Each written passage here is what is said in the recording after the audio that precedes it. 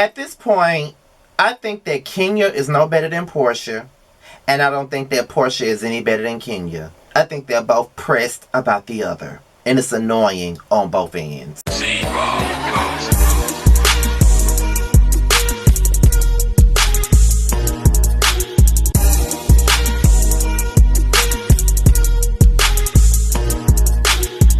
What's going down, y'all? This be your boy Scotty by Nature TV, and we're here for another review of The Real Housewives of Atlanta. Forgot what number episode this is, so charge it to my mind and not my heart, okay? But we here for another review, and we're gonna get down to the get down, alright? So let's get into the mess, because it's all about mess tonight. Well, we already know that it's one more day before Cynthia's wedding, okay? The wedding that was panned by all blogs of a different kind, by Wendy Williams and everybody else. Everybody was talking about her wedding and talking about how many people she had invited to her wedding, how many people was at her wedding in the midst of a pandemic, okay? And let me just tell y'all one thing. I've been to a wedding during the pandemic, and I must say that it wasn't as many people at that wedding as it was at Cynthia's wedding, but they made sure that we sat there with our mask on. They wouldn't even start the fucking wedding with no mask on, okay? And I made sure to get tested for COVID soon after that fucking wedding. 9 times out of 10, I wound up testing negative for COVID, so that was a blessing, okay? But child, that shit was something else.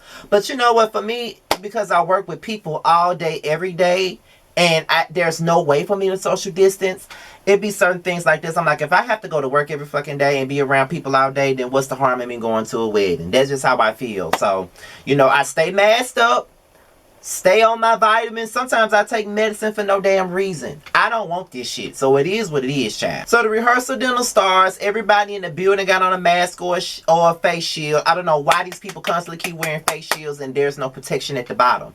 If you're going to wear a face shield, you got to wear a mask at the bottom, up under the face shield. Like, what part of that don't y'all understand? Like, I'm really tired of telling y'all that. Like, what part of that don't y'all get? I'm trying to understand. But come to find out, Eva boring ass was there. EBT Eva was there, so she's in the building because she was up in Cynthia's wedding.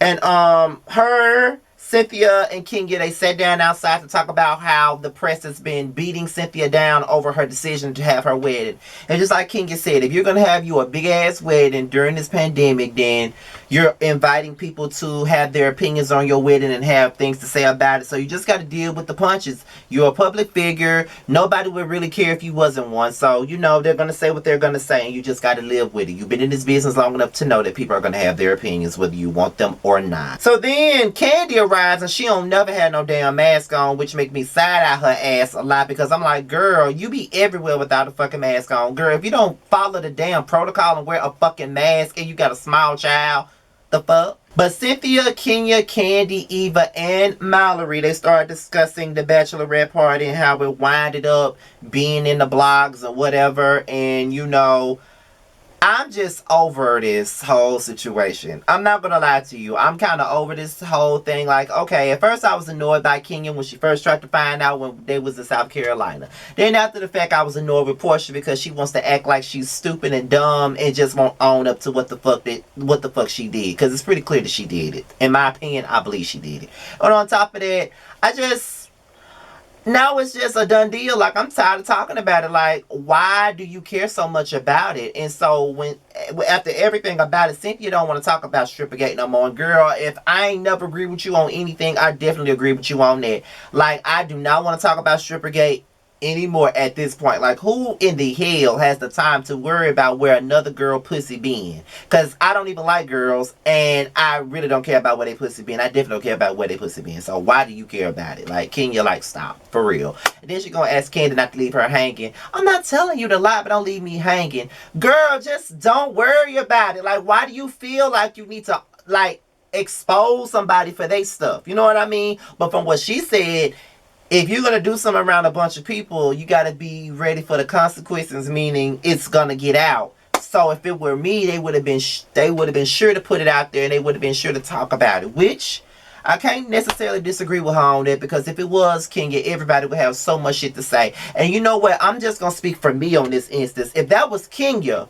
who allegedly slept with a stripper, I, for one, would not have an issue with it. I'm just being real because people can do it. It's sex. People can do whatever the fuck they want to do, long as they protecting themselves and doing the measures that they need to do to be safe. That's on them. I'm not gonna shame nobody for what they want to do sexually. Like, I don't shame people for having threesomes. I don't shame people for doing this or doing that. Like, if you whatever you want to do to make your sex life hot and tender, that's on you. You know what I mean? But you know, I wouldn't have nothing to say about Kenya, but I'm pretty sure that there's people out there that don't like Kenya, would just shit on her just for the sake of, I don't like Kenya, so I'm gonna shit on her for fucking a stripper. You know what I mean? But when it's Portia, I, for one, don't have a problem with it, regardless of the fact that I don't like Portia, because y'all know I don't fucking like that girl. It's pretty obvious that I don't like her at all. But you see, I'm not shaming her for it. But the same people that would shame Kenya for fucking a stripper, they don't want nobody saying nothing about Portia. And I just think that that's very hypocritical. Like, you ain't gotta like nobody to put it on an even playing field. Like, no one should be shamed for what they want to do sexually. It is what it is. But at the same time, when it comes down to Portia, you try to shame people for having threesomes when you were going at candy at their dinner table that day. So I can't really feel too sorry for your ass when Kenya want to get your ass together and put your ass on blast, because you put people on blast, so now you're in the hot seat. I just feel like at this point, Portia just getting back what she's given in the past to other people. And I just think that that's just what it is. Like, I do think that Kenya's doing the most, don't get me wrong, but I mean, Portia did the same thing. She outed Peter. She tried to out Candy and Tide. She's done a lot of things. So, I mean, to each his own. So the nieces get together to play some games, and it's Shamia, Portia, Drew, and Marlo. They discuss Cynthia's party at first, and you know, they was basically saying, well, you know, all the bridesmaids are going to be there, all the family going to be there, so you know, that's why they're having that party. So then Latoya, no. So before Latoya comes, Portia starts questioning Marlo's friendship with Kenya. Now here's my thing with Portia. Why the hell do you care about Marlo being friends with Kenya? What's it to you? Because when you was sitting up here proposing to ice Nene out of the group last season, you used to side-eye anybody that buried the hatchet with Nene up until your ass buried the hatchet with Nene your damn self. So when people was questioning your relationship with Nene after you sat there and you was trying to ice her out with the rest of the girls, and when people were questioning that, you didn't understand why people care so much about your relationship with Nene. So why do you care so much about Marlo's relationship with Kenya? And then you have the gall and the audacity to sit there and say, well, somebody that's weak-minded and gullible like Marlo, of course they're going to run up behind Kenya and want to be up her ass. That is just like the kettle calling a pot a fucking sponge. Like, girl, weak, gullible, living up somebody's ass should be the last thing that comes out of your fucking mouth, okay? Because you have been a big offender of being weak and gullible and beating up somebody's ass. Let's not forget how weak and gullible you were when it came down to Phaedra. Let's not forget how weak, gullible, and living up Nene's ass you were when you were friends with Nene. Let's not forget any of that, okay? You don't have no right to call nobody weak and gullible for being cool with Kenya when you were weak and gullible to sit there and believe everything that fucking Phaedra said when y'all weren't even cool like that fucking long, okay? Yes, I'm bringing it up because it applies. She don't have no right to call nobody weak and gullible for a goddamn thing when she is herself. She has proven herself to be. And on top of that, I don't see why she's so fucking bothered about Marlo's relationship with Kenya. If Marlo want to be cool with Kenya, that's Marlo's business. What the fuck is it to you? What is it to you? But everybody's saying that Kenya's pressed by Portia, and Kenya keeps Portia's name in her mouth. Look at Portia. What is she doing? Putting Kenya's name in her fucking mouth. But when I say some shit like that, you a hater. No, I'm just telling the fucking truth, and y'all just don't like it when y'all faves get called out. And that's just what it is. So when Latoya comes in, her and Drew embrace and they twerking on each other, and I'm just confused because I'm like, these bitches don't know. I'm sorry. Y'all know y'all get offended when I say the word bitch, so let me stop. Yeah, y'all already know I say the bitch word for the basketball wives because those are the ones that deserve it. But these damn girls confuse the hell out of me a lot because one minute they hate each other, the next minute they kissing on each other, the next minute they twerking on each other and they embrace it. Oh, like, what is it?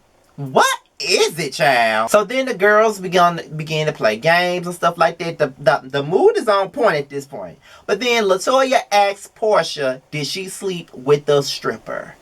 And it's like this. Latoya, why you bringing this up? Why does it matter?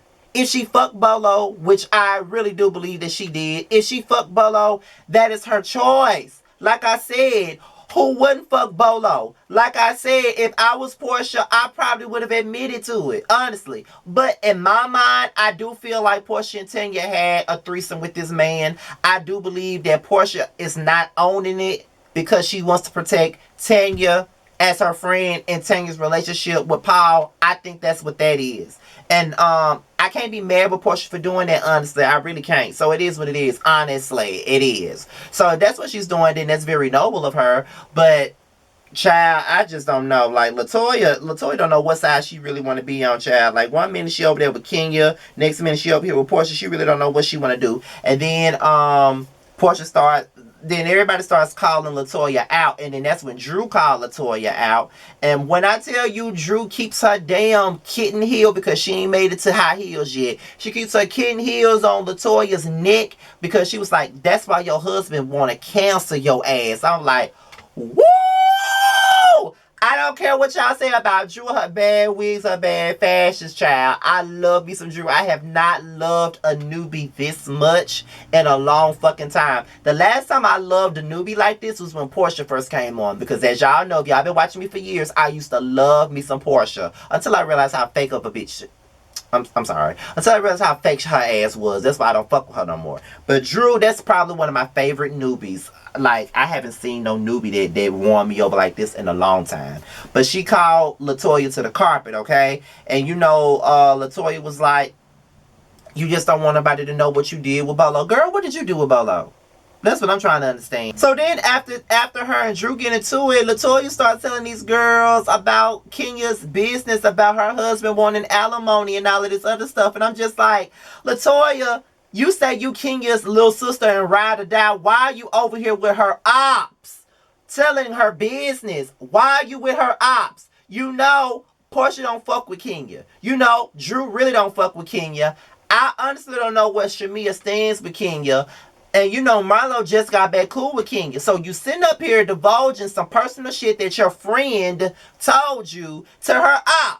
And they even told you not to be telling her business like that. But Portia said, well, thank you for the ammo. Like, you basically gave her ops some ammo to use against her ass when it's time for her to. Like, that was some bullshit, Latoya. Like what world do you live in? But I forgot, you don't live on planet Earth. You live somewhere else and it ain't here on Earth with everybody else, child. Latoya is so fucking stupid. And she thirsty. And she would do anything for camera time. And she just really turned her friend in and gave it to the damn wolves. I just could not believe that, child. Time for Cynthia's wedding. Come to find out, the Bravo cameras did not film it. Cynthia had her own videographer recording her wedding. It was cute. You know, Portia probably was the best dressed. Y'all know I don't like the fucking girl, but she probably was best dressed out of every damn body. But yeah, that's all I got to say about the wedding, child. Then Portia and Dennis, like, they arguing over the same old bullshit. Have y'all ever heard that Ravon song? Dealing with the same old bullshit. I'm so through dealing with the same old bullshit, the same old bullshit, same old bullshit. Cause it's the same old bullshit. Like, who gives a fuck? I don't care about Portia in this relationship.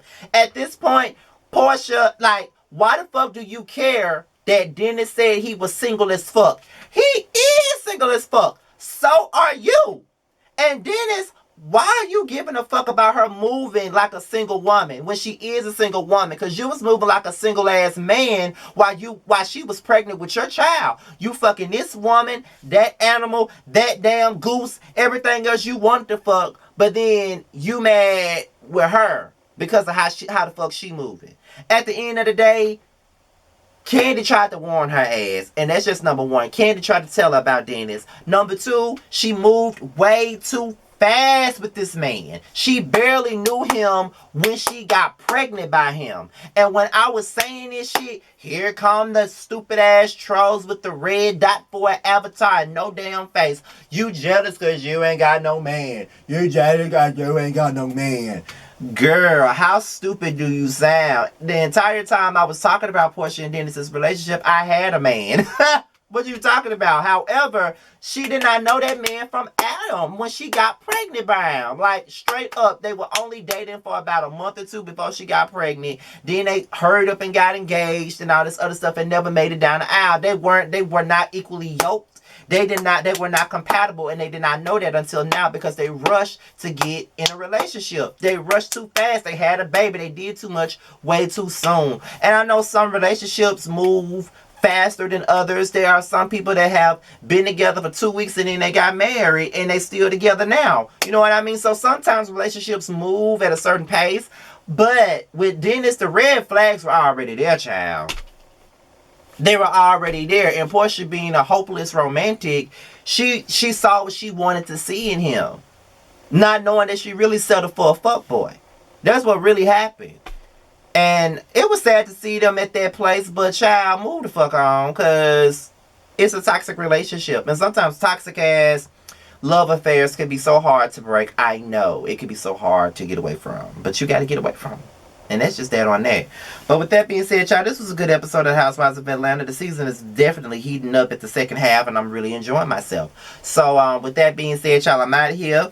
Till my next video, I'll holler at you later. Be sure to tune in later on today for the Whether You Like It or Not reality TV and gossip panel with myself, Jamie, that's me, giving you the real tea. Bunny Blue, Josiah's World TV, Niecy Dixon, Yaquartes, Alexander Rogers, Jay Lee's Corner. I hope I'm not forgetting anybody, but I don't think I did. So with that being said, y'all, I'm out of here. Till next time, I'll holler at you later. Peace out.